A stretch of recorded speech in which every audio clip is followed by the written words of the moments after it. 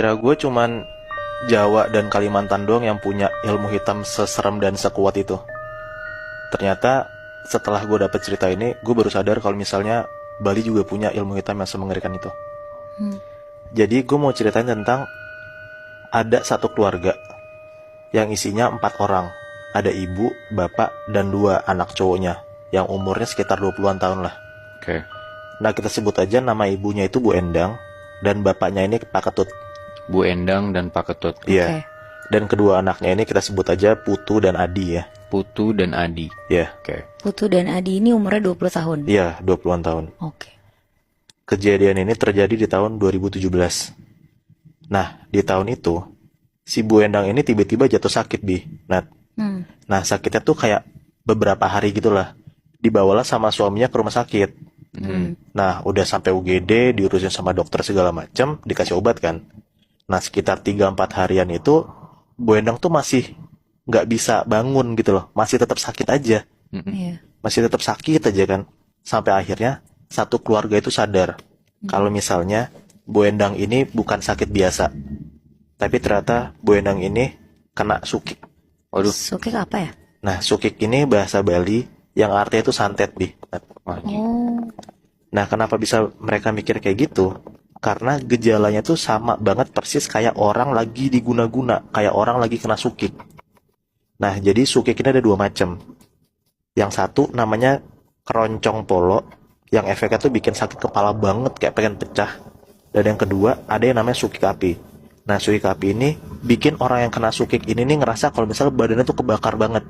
Bu Endang tuh bilang sama suaminya, kalau misalnya tuh kepalanya pengen banget pecah, dan badannya Bu Endang tuh ngerasa kayak pengen kebakar banget. Wah anjing. Nah, Dua-duanya berarti. Iya, sama persis kan, kayak efek yang bakal kena dari 2 sukik ini. Iya, iya. Nah, setelah mereka cari informasi, akhirnya Pak Ketut ini dapatlah seorang tabib gitu. Nah, tabib tuh kayak kiai gitu loh, tapi bukan dukun ya, kayak kiai gitu. Nama tabibnya ini Jero Petapakan. Jero Petapakan. Iya, Oke. Jero Petapakan ini by the way cewek ya. Nah, Jero ini adalah orang yang dikasih mandat sama leluhur buat ngebantu umat-umat Hindu yang lagi kena santet atau ilmu hitam kayak gitu. Nah, singkat cerita, satu keluarga ini nyamperin nih ke rumah Jero Petapakan. Nah, si Bu Endang nyeritain lah kronologinya, dia sakit apa segala macem, dia pusing, badan kebakar segala macem lah. Nah, sampai akhirnya tiba-tiba pas Bu Endang ini lagi ngejelasin penyakitnya dia, Jero Petapakan ini nih ngerasa kayak ketedunan gitu. Apa tuh? Nah, ketedunan ini adalah kayak kesurupan, tapi kesurupannya tuh bukan kesurupan setan, tapi kayak kesurupan roh baik. Oh. Nah, yang masuk ke badannya Jero ini adalah leluhurnya si Jero Petapakan ini. Orang Bali juga, namanya Ratu Niang Sakti. Oke. Ratu Niang ini bilang kalau misalnya ada orang yang iri banget sama keluarganya Bu Endang dan Pak Ketut. Karena mereka berdua tuh bisa ngebawa anaknya nyampe S2. Nah, si Adi ini, anak pertamanya Pak Ketut sama Bu Endang, itu tuh baru banget lulus dari S2. Nah, makanya relate dong kenapa Bu Endang ini ngerasa kayak kena sukik. Nah, karena ada satu orang atau berapa lah, gue nggak tahu, orang di luar sana yang sirik sama keluarga mereka. Jadi si Jero Petapakan ini kesurupan sama Ratu siapa tadi? Ratu Niang. Itu jadi kayak dia disampaikan pesan gitu, Meh. Iya, jadi Ratu Niang itu yang ngomong ke mereka melalui Jero Petapakan. Iya. Terus. Nah, setelah ngedengar penjelasannya itu, si Bu Endang tuh minta solusi lah, kayak ke leluhur ini, ke Ratu Niang ini harus gimana segala macam. Nah, akhirnya si leluhur ini ngomong, ya udah, emang bisa ada satu cara untuk ngeluarin sukik dari badan kamu gitu. Kamu harus ngelakuin sebuah ritual penebusan. Nah, ritual penebusan ini harus ngegunain 1 keping emas dan sarana ritualnya. Nah, dijelasin juga lah, sarana ritualnya itu ada kayak bunga-bunga, ada kelapa juga, ada kayak sesajen gitu, ada nasi tumpeng putih sama ngasih telur. Nah, jadi tuh harus disiapin sama keluarga Bu Endang kalau misalnya mau ngejalanin si ritual penebusan ini. Nah, habis itu dikasih tahu juga sama si Jero Petapakan ini. Sarana dan prasarananya udah dikasih tahu, akhirnya si Jero Petapakannya juga ngasih tahu harinya kapan untuk ngelakuin ritual ini. Nah, dibilanglah sama Jero Petapakan ini kalau misalnya hari dimana mereka harus ngelakuin ritual ini di Tilem Kajeng Kliwon. Apa tuh? Nah, Tilem Kajeng Kliwon ini adalah hari saat bulan mati bertepatan dengan malam Kliwon. Anyway, bulan mati tuh nama lainnya bulan purnama. Oh, oke. Terus. Nah, ritualnya pun juga harus dilakuin pas jam 4 pagi di pantai yang nggak bisa gue sebutin apa, dan nggak boleh ada orang lain selain keluarga mereka yang ngeliat ritual ini. Anjing, sejauh yang lu sebutin kayak ribet banget ya, Mu, ya? Ribet banget, Bi. Karena Sukikin ini jadi salah satu kayak ilmu hitam terkuat juga di Bali. Terus. Gitu. Nah, si Jero Petapakannya juga bilang kalau misalnya ritual ini harus selesai dalam hitungan 3 geburan ombak. Kebayang nggak maksud gue? Kayak gimana tuh? Jadi kalau misalnya mereka lagi ngelakuin ritual ini, tiba-tiba mereka dengar ada satu ombak kayak buar gitu, itu satu ombak. Nah, sampai ketiga kali itu harus beres ritualnya. Oke. Terus. Nah, akhirnya keluarga mereka nih kayak ngasih uang lah buat Jero Petapakan ini kan, buat ngurusin sarana prasarana ritualnya. Nah, sampai akhirnya pas mereka udah bayar ke Jero Petapakan ini ngomong, nanti ibu diem di rumah saya aja. Nah, sisanya ke pantai. Sisanya berarti bapaknya dan kedua anaknya Bu Endang. Oke, terus. Nah, udahlah diiyakan kan sama keluarga mereka. Singkat cerita, akhirnya tibalah nih di hari penembusan Sukiki nih. Yeah. Mereka OTW lah 2 motor, boncengan. Nah, awal perjalanannya tuh bener-bener katanya tuh jelek banget gitu, Bi. Nah, selama di perjalanan itu mereka nggak ngeliat sosok apa-apa, tapi mereka ngerasa kalau misalnya mereka tuh kayak diliatin dan kayak diikutin sama sosok-sosok yang ada di jalanan itu. Wah. Gitu, mereka ngebut banget lah sampai akhirnya sekitar jam 3-an sampai nih di rumah Jeronya. Karena kan jam 4 mulai ritualnya kan. Iya. Jadi jam 3 mereka nyampe di rumah Jeronya, dan Jeronya langsung mulai tuh kayak ngucapin mantra-mantra gitu. Jeronya tuh ngucapin mantra-mantra di depan mukanya Bu Endang. Tiba-tiba pas si Jeronya ini lagi ngucapin kayak mantra-mantra gitu, si Jeronya ini tuh kayak ngambil sesuatu dari kepalanya Bu Endang. Tiba-tiba dari kepala Bu Endang keluar kayak batu merah terang banget. Wah, anjing. Nah, terus pas batu ini diambil sama Jeronya, batu ini langsung ditaruh ke canang. Canang tuh kayak mangkok buat ngasih sesajen gitu. Oke. Nah, ditaruhlah tuh si batu ini di canang bersamaan sama prasarana ritual yang tadi gue sebutin di awal. Nah, udahlah, batunya ditaruh di canang itu, dan akhirnya mereka udah siap untuk berangkat ke pantai itu. Nah, pas mereka lagi siap-siap mau berangkat ke pantai, tiba-tiba Jero Petapakan ngomong ke Putu, ke anaknya Bu Endang sama Pak Ketut ini. Ombak pertama, dupa harus sudah hidup. Taruh di pinggir pantai. Setelah ombak kedua, baca mantra, dan ombak ketiga, sesajen itu harus kamu tenggelamkan. Oke. Gitu.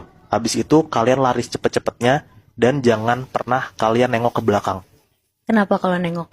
Nah, kata Jeronya, kalau misalnya mereka nengok ke belakang, akan banyak banget sosok-sosok yang ngikutin mereka, karena nggak suka sama aktivitas mereka di situ. Nah, singkat cerita, mereka sampailah di pantai ini. Nah, pas banget sampai di pantai ini, sekitar 5 menitan, mereka nunggu tuh deburan ombaknya. Dan akhirnya datang juga tuh deburan ombak pertama, dur gitu. Oke.